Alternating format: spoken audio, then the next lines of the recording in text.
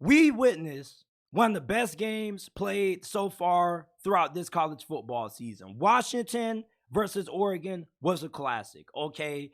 And this was a tale of two halves because in the first half, Washington came out just absolutely slinging the damn football. Like Micheal Penix and Washington were letting it rip in the first half. It was big play after big play after big play. But then in the second half, Oregon started to take control of the game. And when Oregon took the lead late in the fourth quarter, you kind of felt like Oregon was going to be able to win the game.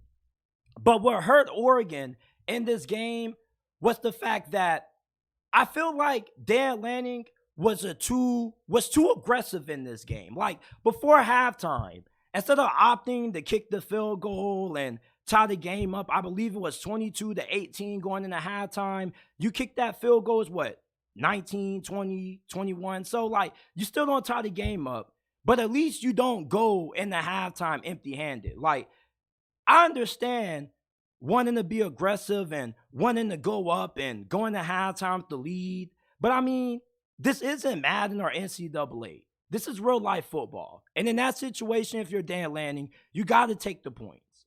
Okay, like I don't think it's smart to try to be aggressive before a halftime when Washington's offense is already humming on all cylinders. Like you need all the points that you can get. And them not kicking that field goal, taking those easy 3 points, kind of is what costed them this game. And then late in this game in the full quarter, they went for it on 4th and 3. Like Dan Lanning is a defensive-minded coach. Your defense was playing outstanding in the second half. So why not force Washington to have to drive, 80-something yards downfield to score? Like, if you think that your defense isn't going to be able to get the stop, then I understand you going for it. But at the same time, if you know your defense isn't going to be able to get the stop, you got to understand that, oh shit, like, if they stop us here, they got an easier chance of scoring because they don't got to drive the length of the field versus us just going ahead and punting it.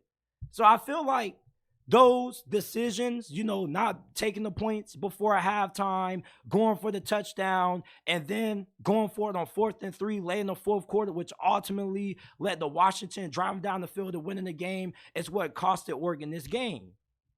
Now, a lot of people are probably going to say, JT, what lost this game for Oregon was the fact that that kicker missed the field goal, which would have sent the game to overtime, which is true. But remember, if Oregon just would have punted the football and forced Washington to have to drive the length of the field, maybe they win that game. Because it's not like Washington's offense was as hot as what it was in the first half. In the second half, that offense kind of started to cool down a little bit, and Oregon still had a little bit of momentum. It's not like if you punt the football, Washington automatically would have taken the lead. So it's like Oregon played a really great game. Bo Nix balled out, but Dan Lanning's aggressiveness, I felt is what costed Oregon this win.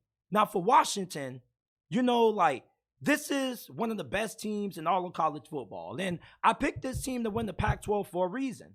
I feel like they got a really great offensive line. They got a really good defensive line. And although their defense may not be that great on the back end as what you would hope for it to be in terms of them being a potential playoff contender, but I think their defense is good enough that they can get a couple of key stops against some of the big boys in college football. You see, I don't think you need a elite defense to win a national championship.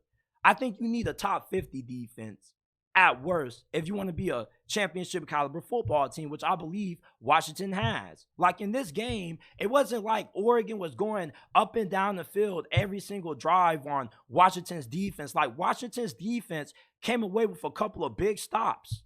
So the fact that Washington's defense was able to get stops on Oregon's offense should show you that this is a defense that's good enough to slow down any offense that they match up against, rather it be Georgia, Oklahoma, Texas, or whoever.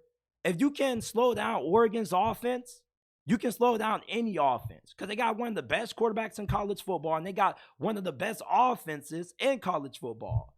Now, Washington, what kind of concerns me is that yes, Micheal Penix played well, but he doesn't necessarily play well when he has guys in his face. And he doesn't really throw well on the run.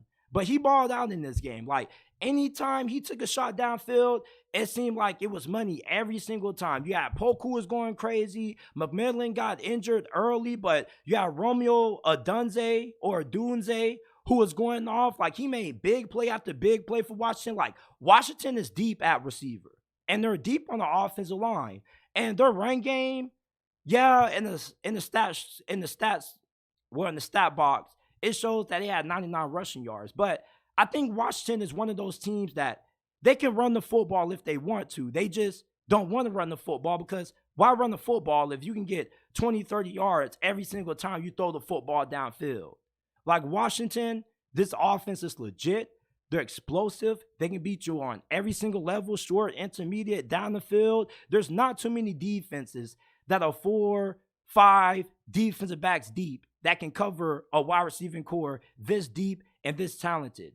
Some people may argue and say that Ohio State has the best receiving core in college football, but I think it's Washington. And I said that before the season, and a lot of people hated on me for that.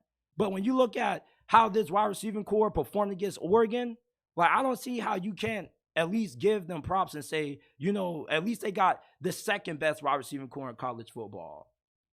But looking at Washington and the fact that they beat Oregon 36-33, kind of cemented them as the top team in the Pac-12 this year. Now, if they play Oregon again in a rematch, I probably would take Oregon, because you don't really want to see a team like Oregon twice, because Oregon probably would have won this game if Dan Lanning, didn't let his aggressiveness get the best of him.